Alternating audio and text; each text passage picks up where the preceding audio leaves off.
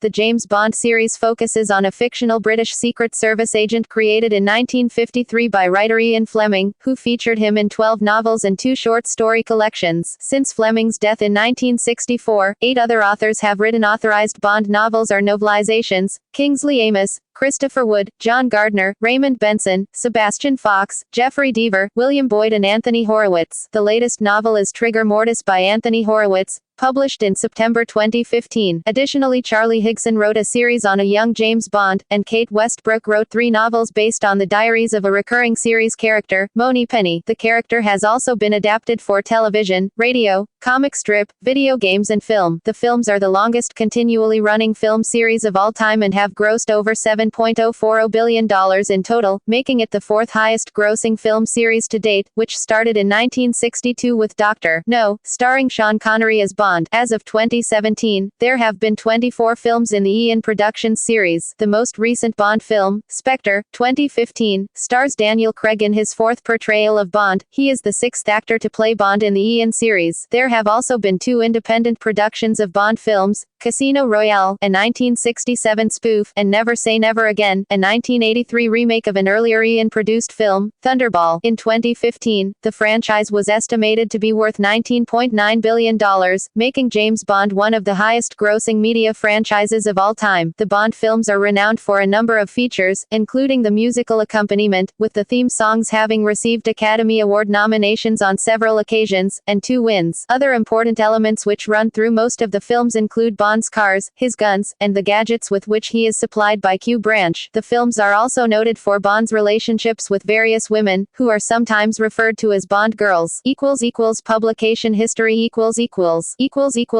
creation and inspiration Ian Fleming created the fictional character of James Bond as the central figure for his works. Bond is an intelligence officer in the Secret Intelligence Service, commonly known as MI6. Bond is known by his code number, 007, pronounced 007, and was a Royal Naval Reserve commander. Fleming based his fictional creation on a number of individuals he came across during his time in the Naval Intelligence Division during World War II, admitting that Bond was a compound of all the secret agents and commando types I met during the war. Among those types were his brother, Peter, who had been involved in behind-the-lines operations in Norway and Greece during the war. Aside from Fleming's brother, a number of others also provided some aspects of Bond's makeup, including Conrad O'Brien French, Patrick Dalzell-Job and Bill Biffy Dunderdale. The name James Bond came from that of the American ornithologist James Bond, a Caribbean bird expert and author of the definitive field guide Birds of the West Indies. Fleming, a keen bird watcher himself, had a copy of Bond's guide, and he later explained to the ornithologist's wife that it struck me that this brief, unromantic, Anglo-Saxon and yet very masculine name was just what I needed, and so a second James Bond was born. He further explained that, when I wrote the first one in 1953, I wanted Bond to be an extremely dull, an interesting man to whom things happened. I wanted him to be a blunt instrument. When I was casting around for a name for my protagonist, I thought, by God, James Bond is the dullest name I ever heard. On another occasion, Fleming said, I wanted the simplest, dullest, plainest sounding name I could find. James Bond was much better than something more interesting, like Peregrine Carruthers. Exotic things would happen to and around him, but he would be a neutral figure, an anonymous, blunt instrument wielded by a government department. Fleming decided that Bond should resemble both American singer Hoagy Carmichael and himself, and in Casino Royale, Vesper Lynd remarks, Bond reminds me rather of Hoagy Carmichael, but there is something cold and ruthless. Likewise, in Moonraker, Special Branch Officer Gala Brand thinks that Bond is certainly good-looking, rather like Hoagy Carmichael in a way, that black hair falling down over the right eyebrow, much the same bones, but there was something a bit cruel in the mouth, and the eyes were cold. Fleming endowed Bond with many of his own traits, including sharing the same golf handicap, the taste for scrambled eggs, and using the same brand of toiletries. Bond's tastes are also often taken from Fleming's own, as was his behavior, with Bond's love of golf and gambling mirroring Fleming's own. Fleming used his experiences of his espionage career and all other aspects of his life as inspiration when writing, including using names of school friends, acquaintances, relatives and lovers throughout his books. It was not until the penultimate novel, You Only Live Twice, that Fleming gave Bond a sense of family background. The book was the first to be written after the release of Dr. No in cinemas, and Sean Connery's depiction of Bond affected Fleming's interpretation of the character, to give Bond both a sense of humor and Scottish antecedents that were not present in the previous stories. In a fictional obituary,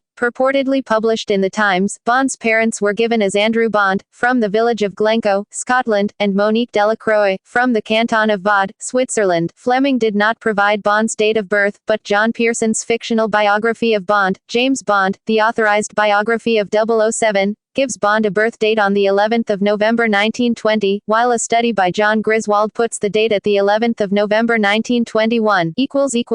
Novels and related works.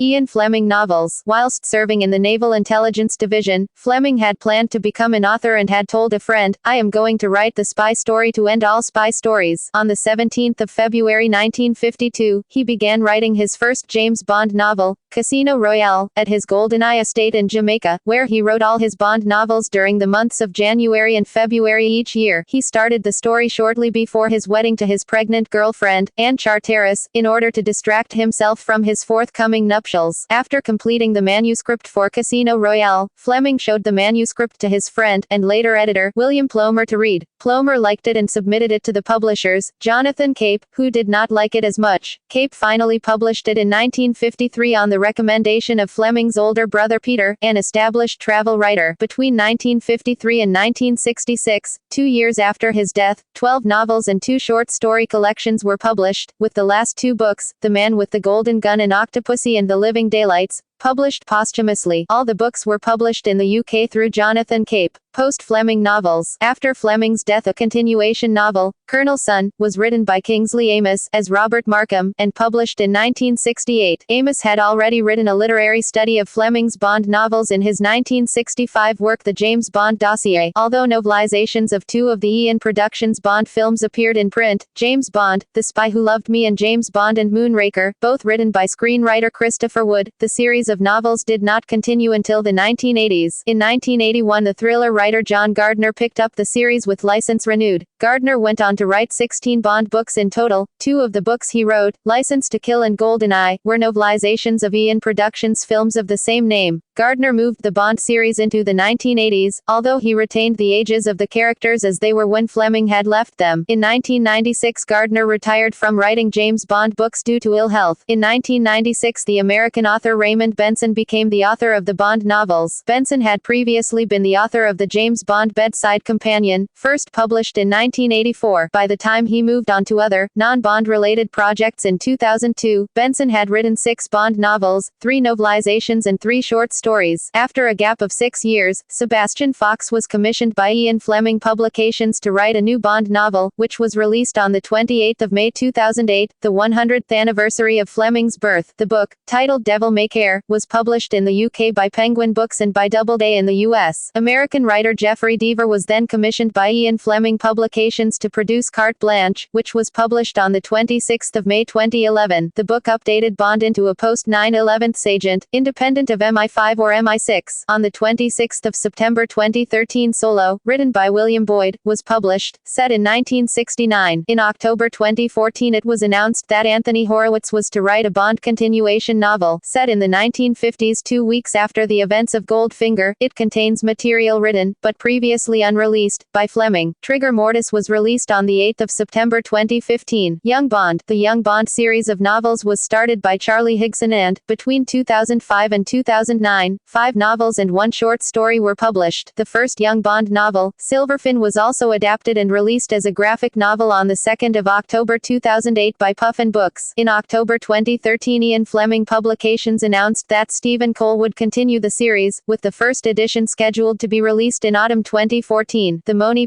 Diaries. The Mone Diaries are a trilogy of novels chronicling the life of Miss Mone, M's personal secretary. The novels are penned by Samantha Weinberg under the pseudonym Kate Westbrook, who is depicted as the book's editor. The first installment of the trilogy, subtitled Guardian Angel, was released on the 10th of October 2005 in the UK. A second volume, subtitled Secret Servant, was released on the 2nd of November 2006 in the UK. published by John Murray. A third volume, subtitled Final Fling, was released on the 1st of May 2008. Adaptations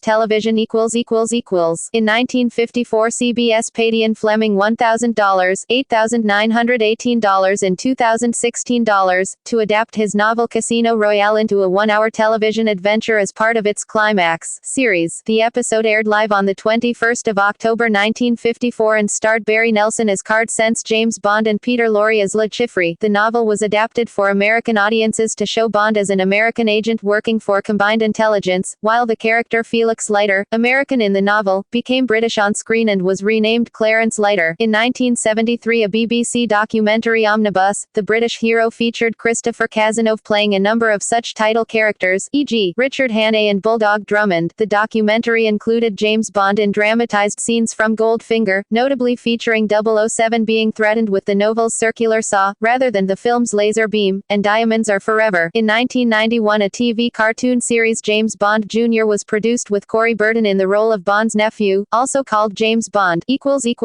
Radio In 1956, the novel Moonraker was adapted for broadcast on South African radio, with Bob Holness providing the voice of Bond. According to The Independent, listeners across the Union thrilled to Bob's cultured tones as he defeated evil master criminals in search of world domination. The BBC have adapted 5 of the Fleming novels for broadcast. In 1990, You Only Live Twice was adapted into a 90-minute radio play for BBC Radio 4 with Michael Jaston playing James Bond. The production was repeated a number of times between 2008 and 2011. On the 24th of May 2008, BBC Radio 4 broadcast an adaptation of Dr. No. The actor Toby Stephens, who played Bond villain Gustav Graves in the Ian Productions version of Die Another Day, played Bond, while Drive No was played by David Suchet. Following its success, a second story was adapted, and on the 3rd of April 2010, BBC Radio 4 broadcast Goldfinger with Stephens again playing Bond. Sir Ian McKellen was Goldfinger and Stephens' Die Another Day co-star Rosamund Pike played Pussy Galore. The play was adapted from Fleming's novel by Archie Scotney and was directed by Martin Jarvis. In 2012, the novel From Russia, with Love was dramatized for Radio 4. It featured a full cast again starring Stephens as Bond. In May 2014, Stephens again played Bond, in On Her Majesty's Secret Service, with Alfred Molina as Blofeld, and Joanna Lumley as Irma Bunt.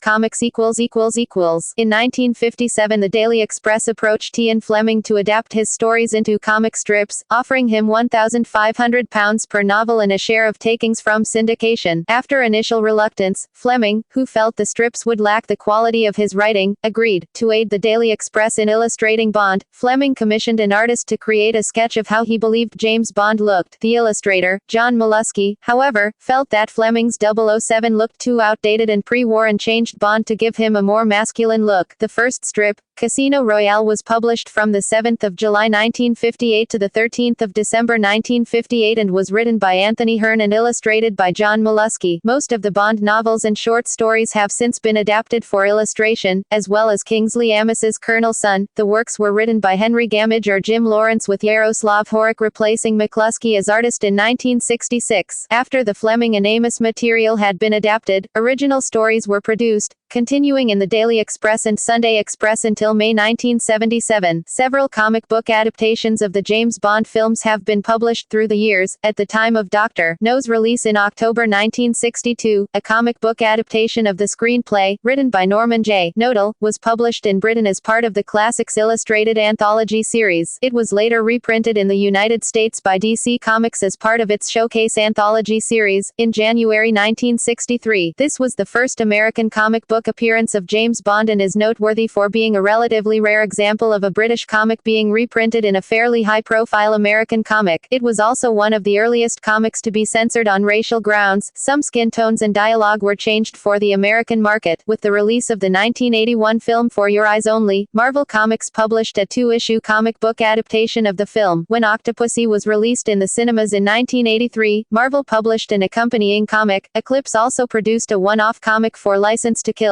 although Timothy Dalton refused to allow his likeness to be used. New Bond stories were also drawn up and published from 1989 onwards through Marvel, Eclipse Comics and Dark Horse Comics. Films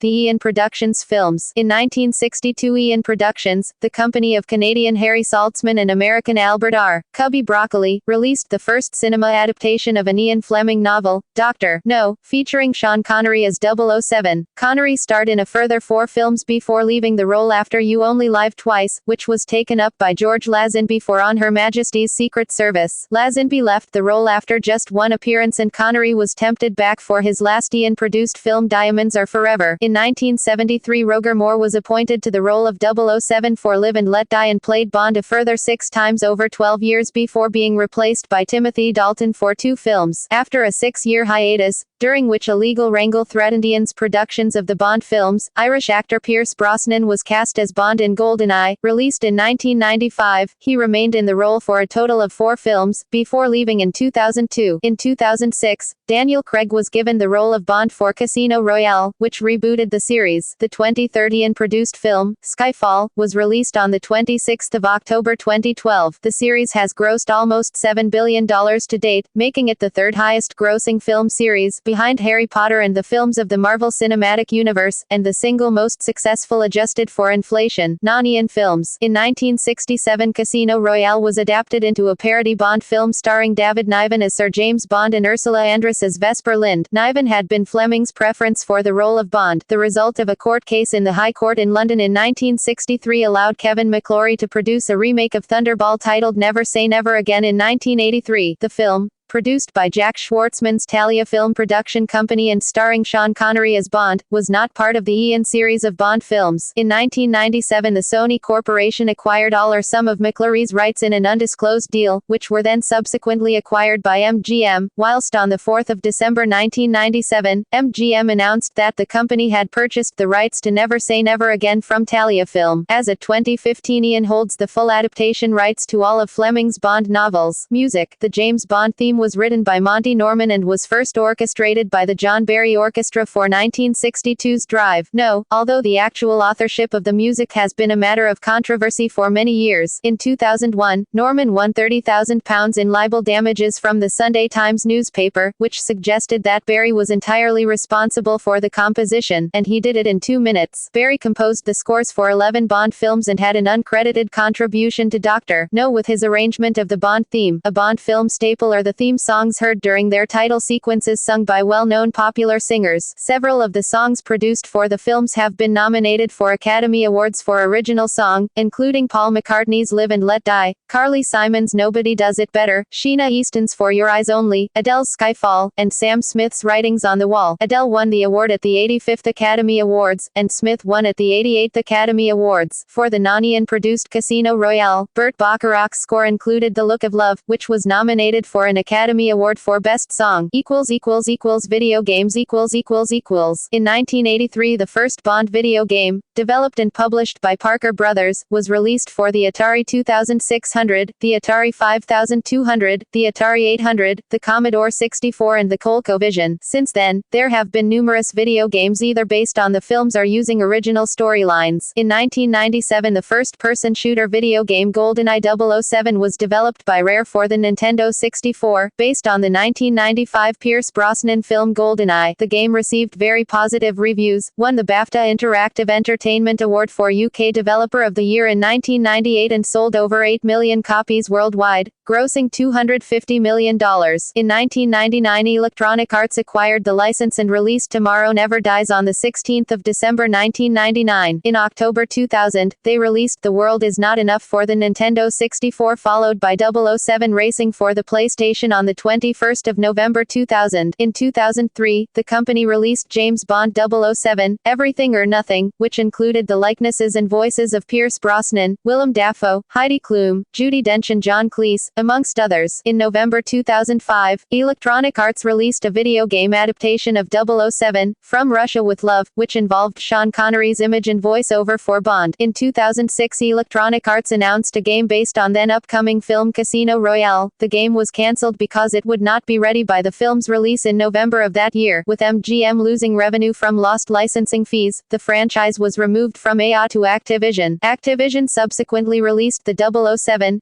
Quantum of Solace game on the 31st of October 2008, based on the film of the same name. A new version of GoldenEye 007 featuring Daniel Craig was released for the Wii and a handheld version for the Nintendo DS in November 2010. A year later, a new version was released for Xbox 360 and PlayStation 3 under the title GoldenEye 007 Reloaded. In October 2012, 007 Legends was released, which featured one mission from each of the Bond actors of the Ian Productions series.